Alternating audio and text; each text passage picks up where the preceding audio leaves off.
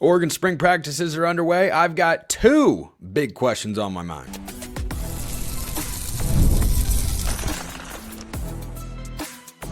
You are Locked On Ducks, your daily podcast on the Oregon Ducks. Part of the Locked On Podcast Network, your team every day. Yes, it is that time once again for Locked On Ducks. I'm your host, Spencer McLaughlin. Thank you so much for making this your first listen or your first view of the day, part of the Locked On Podcast Network, your team every day and your number one source to stay up to date with the Ducks. Which side of the ball is better in 2025? What are the expectations for Oregon in the NCAA Tournament?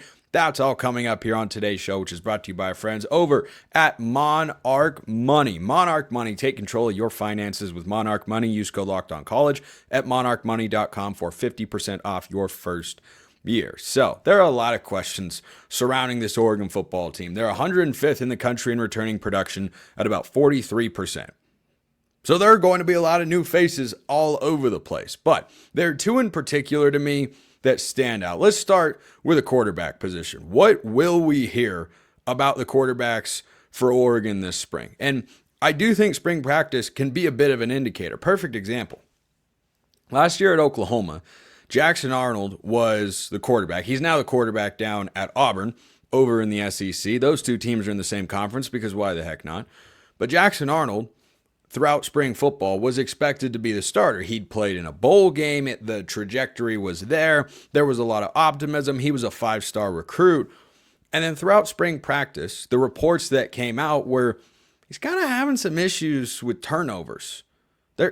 There's just a problem here. He looks good. Looks great. There's some turnover problems. Then you work your way into the season, and all of a sudden, Jackson Arnold has turnover problems, and Oklahoma's offense was a disaster. They reloaded at quarterback and offensive coordinator as a result. So that's the biggest thing that I'm looking for with Dante Moore, who is in a better situation than what Arnold was going into last year at Oklahoma. But Arnold, like Dante Moore, super talented guy. If you in your head have a thought about Dante Moore that dates back to his high school recruiting days, which is understandable because he was a really highly touted quarterback recruit, all of that could have been said about Jackson Arnold. He's actually more mobile than Dante Moore, though Dante Moore is certainly capable of moving. He's not a statue back there in the pocket like Jared Goff or something. But that's the number one thing I look at in the quarterback position. Yes, who's going to be the starting quarterback? We don't officially know. I don't know that we'll hear that throughout spring football. I don't know that an official word will come down that Dante Moore is the quarterback or that Austin Novosad has, surprised us all and won the starting quarterback job. I don't expect to hear that. Certainly possible. But really what I'll be looking for is, hey, how do we read through the tea leaves? What sort of reports come out about how Dante Moore looks running the offense? Because he hasn't done this with the ones in a couple of years and didn't do it all the time at UCLA. This is really the first time where a team has been fully committed to Dante Moore being the number one guy, where they say, look, you're the starting or hypothetically, of course, this would be the first time if he is truly in that role, which I think he is. I can't say that with 100% certainty, though. Until it comes straight from Dan Lanning's mouth, then we will never know for sure who the starter will be. But presumably, if they are going to commit to him as a starter, this is the first time. Because at UCLA, he wasn't the starter to begin the year. Then he took over in the middle of the year. Then he got benched as the year went on. Well, that's a lot different. And then last year, of course, he's the primary backup to Dylan Gabriel. And that's very different. So his third year of college, I think he's got a lot of tools to succeed, but that's the biggest question that I look at on the offensive side of the ball. And there are other ones to ask. How are the wide receivers going to play out? What's the offensive line going to look like? What are you going to get out of the tight end room? How good are the running backs? I think the running backs I probably have the fewest questions about, but still, you can ask questions all over the place. That's the biggest one offensively. Defensively, though, biggest question, I think pretty easily, is the secondary. I almost went defensive line here, but I really only have questions that are significant about the interior. And even then, Oregon's in a pretty good spot. Should be Bear Alexander and Amari Washington starting. Your other two defensive linemen are likely Tatum Tuioti, Mateo Uyunglele. Well, I've seen all those guys play football before. They're pretty darn proven and established. That should be a high-end defensive front. In the secondary, however, Oregon is down their top 6 guys from the 2024 campaign. And they bring in Dylan Thieneman, the transfer from Purdue, who has already gotten glowing words from Dan Lanning, understandably so. He was one of the most highly coveted players, not just safeties, players in the transfer portal. That's the only guy I say with, can't say 100% confidence, 99.99% confidence that he's starting in the secondary. Every other position in that group of DBs, I think it's a lot of questions. And I don't know that the staff has all of the answers right now. Of course, they know a lot more than you do or than I do or than a lot of other people do. I just think when you have that much turnover and they brought in, a couple transfers, there's Javon Kennedy, the transfer from Ole Miss, who could be starting, could be a rotation guy. Theron Johnson from Northwestern could start, could be a rotation guy. You've got Jaleel Florence coming back, but he's coming off an injury. So is he the same guy? If he is, well, that's probably one of your starting outside corners. But what if he isn't? Is he the Dante Manning role where he's kind of first guy off the bench? Because we've seen that a lot over the last couple of years. Or, when they change personnel groupings, who comes in there if they go to a coverage-heavy situation? Both outside corner spots, I think, are pretty open. The nickel spot, a lot of different guys could wind up playing there. Does Naeem Offord play as a five-star true freshman? Who's the other safety starting opposite Dylan Thieneman? Who backs up Dylan Thieneman? You never think about who's the number 2 guy on a depth chart until the number 1 guy gets hurt or has a targeting penalty, and suddenly, oh my gosh, got to play a half of football without your best player back there, potentially. I think Thieneman certainly has the ability to be the best player in Oregon secondary. So I think the questions there are just so numerous, so widespread. And, if you think about it from a two-deep standpoint, I think there's one spot that we know right now is solidly locked in, and that's Thieneman's one of your starting safeties. Okay, that's what we know. But now you've got to have 4 other starters and 5 guys that are backing them up, 1 or 2 of whom likely rotate in on a regular basis. Think about guys like Nico Reed 2 years ago or Dante Manning last season. You've consistently had, a 6 to 7 man rotation depending on personnel and certain defensive situations. So Oregon's got to find answers at all of those spots, but they've got the talent in there to do it. Another question, hey, what about Trey McNutt? Incredibly talented true freshman coming in as a 5-star in the 2025 cycle. But what about Aaron Flowers? What about Peyton Woodyard? Those guys are pretty highly rated recruits. Those guys have already been there for a season. Trey McNutt's a new kid on the block. Naeem Offord's a new kid on the block.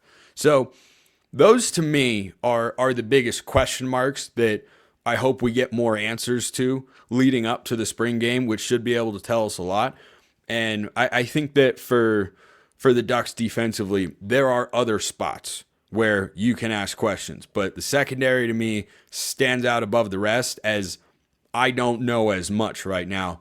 That's what they play spring football for. What are your biggest questions? You let me know in the comments below. Hit me up on Twitter, all that good jazz. Who's going to be better? Oregon defense or Oregon offense? Or are they going to be a push? No, I'm not that lame.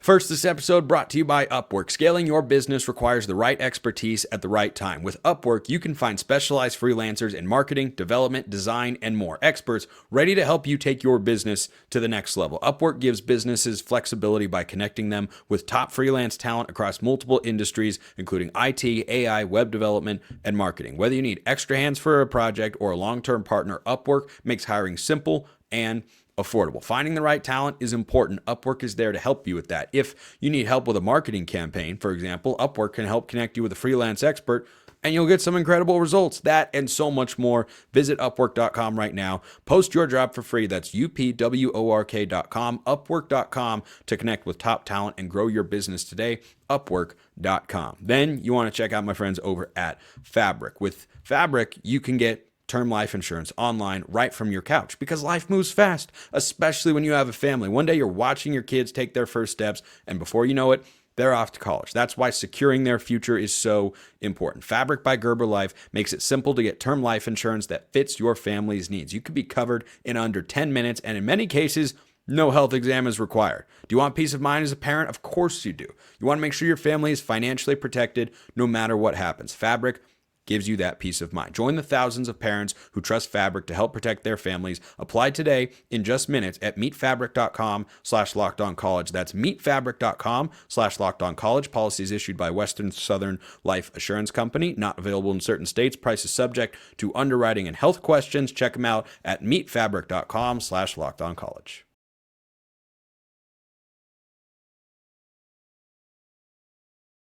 I like blue glasses. Growing up, my grandparents, my grandma in particular, always had everything blue in their house. And funny enough, my favorite color is blue. Wonder where I got it from? I don't wonder where I got it from. So I don't wonder where this question came either, because I already know the answer to that. You can submit mailbag questions, YouTube comments, Twitter. You can become a Locked On Ducks insider as well, which is where these two questions today came from. You get priority mailbag access and a bunch of other perks as well. Link in the description below. You can get a free 14-day trial. So, one Locked On Ducks insider asks, will we have a better offense or defense? Woof. That's a good debate. I want you guys to drop your thoughts in the comment below, or in the YouTube comments below, because curious to see where your guys' heads are at. Because I can readily argue this either way. Think about everything I just discussed in the first segment of today's show. I've got a question about the most important position in all of sports for the offense, who are also replacing 4 offensive linemen. And on the defensive side of the ball, Oregon's replacing 3 D linemen that went to the NFL draft, 2 linebackers from the depth chart, and 6 DBs. Boy. That's a tough one. I thought about it a lot. Ultimately, I landed on the defense. Now, this matters, this is a matter of your perspective, because you may view, the stats one way or this way or that. I look at it this way. Which side of the ball do you feel is going to be more capable of winning the game for Oregon? To me, that answer right now, going into spring practice as it gets underway, is the defensive side of the ball. And I say that because of Dante Moore. That's a huge question mark. The games that they were able to win with Dante Moore starting at quarterback at UCLA, that defense they had was really good. Latu was on that defensive line, who made, to this day, one of the best plays. It resulted in a first down because Bo Nix is so good. But when UCLA came to Autzen in 2022, UCLA on a 3rd down and 12, rushed 3 guys. And TJ Bass, who never got beat, was absolutely cooked by Latu. That guy was insane. He was one of 3 or 4 great defensive linemen for the Bruins that year. So that version of Dante Moore had to have a great defense in order to win games. And Vegas is telling you, hey, we still think Oregon's going to be, at least a 10-win team. Maybe 9 is, kind of the floor. Their preseason win total is 10.5. Part of that is schedule related. Part of that is, they've recruited really well over the last couple of seasons. And Dan Lanning and his staff have proved, with a lot of continuity, by the way, that they're a really, really good unit. But I don't put a lot of pressure this year on Dante Moore's shoulders. I am in a, hey, let's see if we can get this kid to his full potential. Let's see if Oregon's able to unlock or show glimpses of unlocking that next year. So that's such a huge part of what happens and how successful Oregon can be on that side of the ball. Whereas on the other side, I feel like you have a couple of really good leaders. So I think the coordination and continuity defensively, I think the talent on both sides of the ball, pretty comparable, right? Oregon's recruited, via the portal in high school, offense and defense really, really well. I don't think there's been a huge lean. First class was defense heavy. 2026 right now is looking defensively heavy. But overall, I don't think there's a huge talent gap on one side of the ball versus the other. But on defense, what I do have is experienced guys who are going to be kind of conductors or signal callers on that side of the ball. I mean, Devin Jackson at linebacker, either him or Bryce Betcher are going to be wearing the communication piece in their headset that allow them to get the play calls in from Tosh Lupoy, the defensive coordinator. You couple that with Dylan Thieneman on the back end, who's a playmaking, rangy safety that is likely going to be in charge, as safeties often are, of getting everybody in line, and communication's a big thing. You see him doing that all the time, and hopefully Oregon can avoid some of the miscommunications they had at the end of the season last year. But Thieneman's going into his third year starting, and he's shown he can play at an all-conference, all-American caliber level back there. How many guys on offense would you say right now are all-American caliber players if they have the best season of, if they play at their best? That might be an interesting topic to explore another day, but that's why I'd say I lean the defensive side of the ball. I think the veteran leadership is far more plentiful. With Betcher and Jackson there, I think that's a great linebacker tandem, and Thieneman on the back end, and Mateo going into his third year, and Amari Washington's in his third year on the defensive line. I lean that side of the ball. I like that question, though, but curious to see what you guys think. Another question that came in from a report from Ross Dellinger, the Michigan quarterback, that's Bryce Underwood, class of 2025, number 1 overall signal caller, who they flipped from LSU, signed a $5 million contract. How much money do you think it's going to take for us to sign Jared Curtis next year, now that that bar has been set? Well, my understanding, friend, is that contract he got is actually $12 million throughout the course of his career, not $12 million per year. But generally speaking, for quarterbacks nowadays, the going rate for a good quarterback at the Power 4 level is somewhere between $1 to $2 million. Depends on the school, depends on the kid, the situation, all that sort of stuff. But for the high-end quarterback prospects, Nico Iamaleava, who Oregon recruited but was beat out by Tennessee for, and started this past season and did some good things, but also is struggling was struggling in his development. He was under 200 yards passing in like 6 of their 13 games last year, somewhere in that range. Still really talented kid. Could be a Heisman finalist at the end of this year, and it wouldn't totally shock me now that he has another year under his belt. But I'd say that coming out of high school, again, every kid is different, but typically for someone of Jared Curtis's caliber, who is the number 1 quarterback in the class of 2026, and to me should be Oregon's top priority on the recruiting trail, yeah, it's probably going to wind up costing Oregon's collective a couple $1 million per year on average. Now, that might depend on playing time and timeline, but I've heard that Dante Moore got several $100,000 to be the backup this past year, like in the 500-600 range. But now, if he winds up being the starter, it'd probably end up getting a little bit more than that. Dylan Gabriel is a guy who probably costs in the neighborhood of $2 million in that sort of range by someone who would know. I'll just leave it at that. He was in kind of the $2 million range, which is about the going rate for a high-end quarterback. And then there are a select few that could maybe command 3 to 4. And maybe that market keeps going up. I don't know. But it's a good, interesting question. But that's not going to be an obstacle for Oregon. That is the great thing about the Ducks in this new recruiting world. Other schools could outbid them, and they might determine, no, we don't want to pay, that much money. Or, hey, this is just what our offer is, and this is what we feel we have. It's never going to be a hindrance where got to cobble together the funds. We got to, coach or the AD's got to go to the donors publicly and say, hey, we need more money.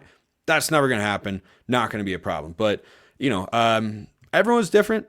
I'd imagine, though, over the course of his career, if he expects to stay at Oregon for 3 to 4 seasons, I imagine Jared Curtis would cost somewhere in the $5 to $10 million range over the course of 4 seasons. So, interesting question. Very, very interesting question. And I do feel very good about the guy that I got that number from for Dylan Gabriel. So you want a high-end quarterback, pay a couple $1 million.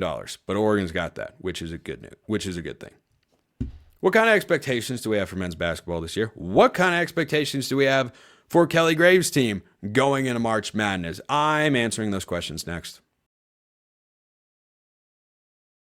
First, this episode brought to you by Monarch Money. Ever check your bank account and wonder, where did all my money go? Between dining out, online shopping, and entertainment, it's easy to lose track. That's where Monarch Money comes in. Your personal CFO, giving you full visibility and control over your finances. Monarch Money isn't just a budgeting app. It's a complete financial command center. You can track all your accounts, investments, and spending in one place, so you stop just managing your money and you start building wealth. The all-in-one convenience is what you're looking for, and that's what they've got. Instead of juggling multiple apps, you can use Monarch Money to check your finances, track spending, and even plan long-term goals. Take control of your finances with Monarch Money. Use code LOCKEDONCollege at monarchmoney.com for 50% off your first year. That's monarchmoney.com, code LOCKEDONCollege for half off your first year, monarchmoney.com.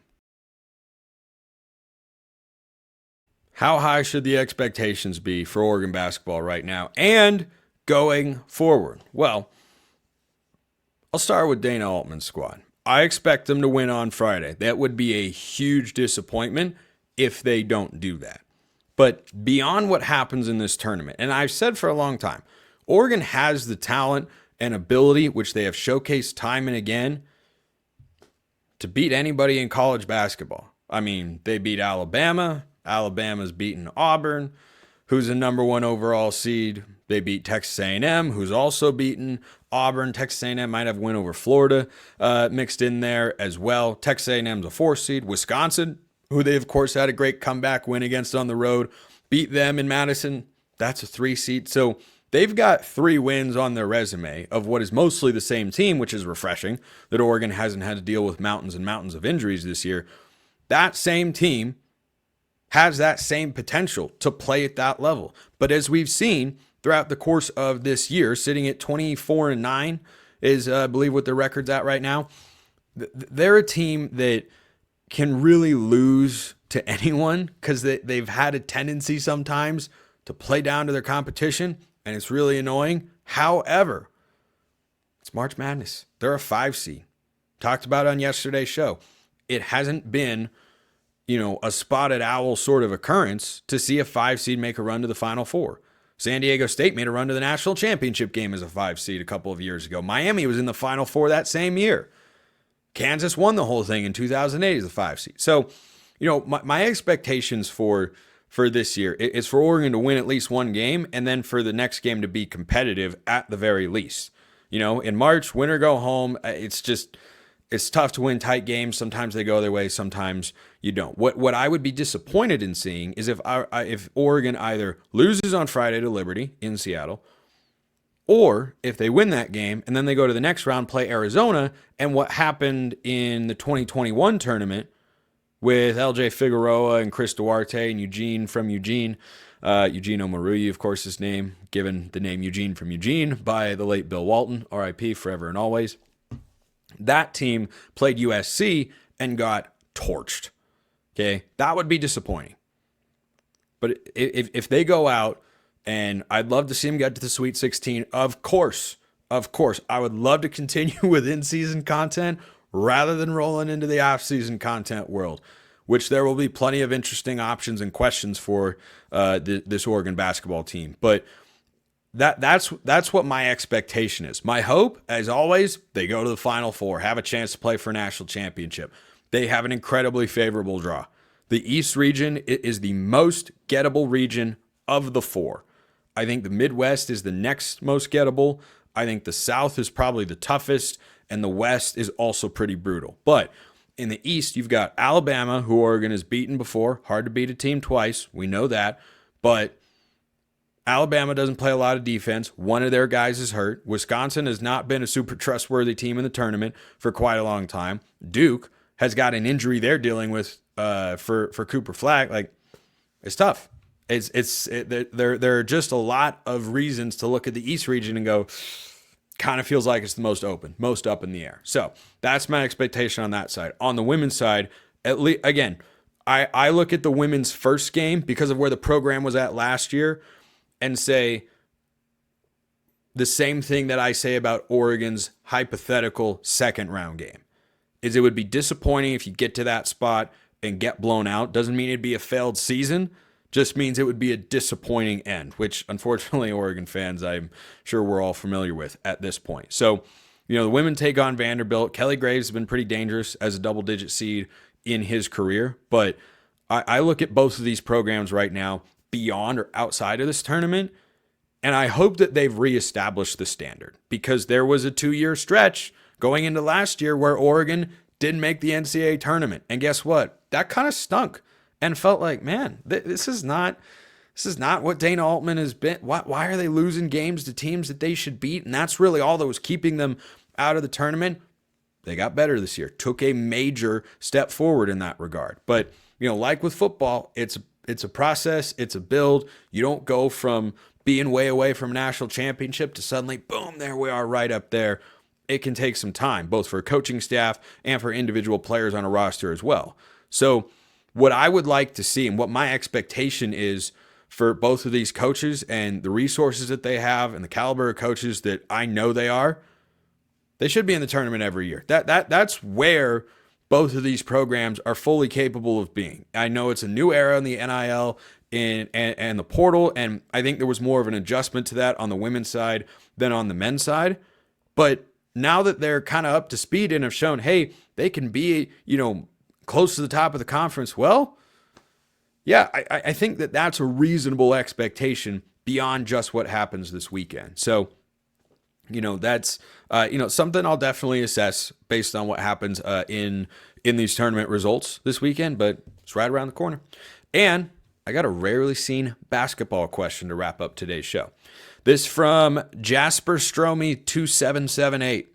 I didn't say anything when you were excited about Raheem Moss when he was transferring. I didn't like his play at Toledo. The film showed him standing around the ball, around off the ball too much. Just curious your thoughts on why he wasn't much of a contributor. Well, let's say it isn't because he's not injured, nor has the season ended just yet. Keep it present tense, keep it optimistic. But at Toledo last year, he was a first-team All-MAC selection, first-team All-Defensive selection in that league. 15.5 point a game scorer, 5.5 rebounds, 3 assists, almost 2 steals per game. He shot 46% from the floor, 31% from 3. So this year, he's attempted just 16 triples all season. He's only made 2 of them, which hasn't been great. And he's only averaging 1.6 points per game. I mean, anytime he scores, it feels like a major added bonus. And it's, something that hasn't been something I've thought about relying on or say, oh, Oregon needs it. No, it just feels, if you get 4 to 5 points from Raheem Moss off the bench, you're doing great. Now, did I think that he would be more productive this year? Until TJ Bamba came in, yeah, he probably would have been Oregon's starting 2 guard. But what you run into when you go from a mid-major conference like the MAC or, other low-major conferences across the country, and you take a step up to the Big Ten, what you can find is that your athleticism is not as comparable or superior as it was at your prior school. I think that's what Moss has found. He does not find a way to get a lot of easy shots. Now, he also doesn't get the ball a ton because it's not what this team needs him to do. In the few minutes he comes off the bench, what he is asked to do is play hard-nosed defense, and that's about it, and score if the opportunity comes about. But I think one of the reasons he doesn't have a bigger role, like Bam Tracy does coming off the bench from an offensive standpoint, is he's not a knockdown shooter. 31% from 3 is fine. I mean, I would kill for TJ Bamba to be shooting 31% from 3 right now. He's not, even though he's historically great at that. It's just what it is. But for Raheem Moss, a 31% three-point shooter, a year ago, I think he had a couple other seasons where he was slightly better than that. But when he was getting the ball, playing a ton last year, did a lot of damage kind of in the mid-range area, wasn't going out and hitting 38 to 40% of his threes. And so when you can't just spot up, the way that you get points is you beat guys off the dribble. Well, when you're playing against higher caliber athletes than what you went up against in the MAC, that gets a lot tougher. So I think those two things have kind of compounded. I definitely didn't think before the year he'd be averaging less than 2 points a game. I thought he'd be closer to 4 or 5 off a game or per game off the bench. But he's certainly someone who I'm glad Oregon has, because he and Mookie Cook both can kind of come in and just give you defense in spurts, and that can lead to offense at times. But I thought his role would be slightly bigger, but overall, is he one of the most important guys to watch going into the tournament? No, he could not play in a game, and Oregon could beat Liberty on Friday. But I don't expect that to be the case, but sometimes that's the way the cookie crumbles. So that's how we end today's show. Appreciate everyone listening. I'll see you next time. Have a wonderful rest of your day, and go Ducks.